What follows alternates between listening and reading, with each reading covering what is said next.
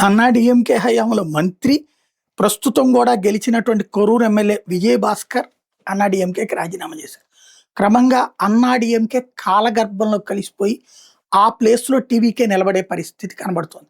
ఆంధ్రప్రదేశ్‌లో వైసీపీ పతనం అయిపోయి ఆ ప్లేస్‌లోకి తను రావాలని పవన్ కళ్యాణ్ కోరుకుంటుంటే అది ఎప్పటికి సాధ్యమవుతుందో తెలీదు. ప్రస్తుతానికైతే వైసీపీ నిలబడుంది. కానీ అక్కడ అన్నా డీఎంకే నిలబెట్టేవాడు ఎవడు లేడు.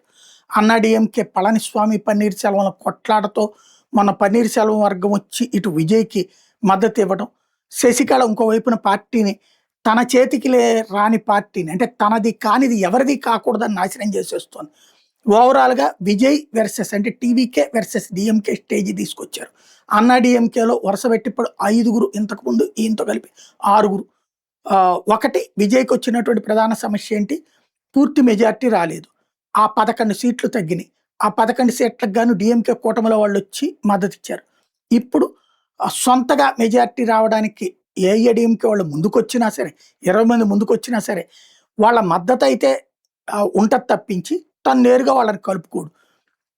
ఏదైతే జగన్ ఇదివరకు కనుక వస్తానంటే వీళ్ళని నేరుగా కలుపుకోకుండా తర్వాత టికెట్లు ఇస్తానని చెప్పినటువంటి పరిస్థితి. రాజీనామా చేసి రమ్మనమంటే రాజీనామా చేయకపోవడం. వీళ్ళు రాజీనామాలు చేస్తున్నారు, ధైర్యం చేస్తున్నారు. 6గురు ఎమ్మెల్యేలు రాజీనామా అన్నటువంటి కీలక పరిణామం.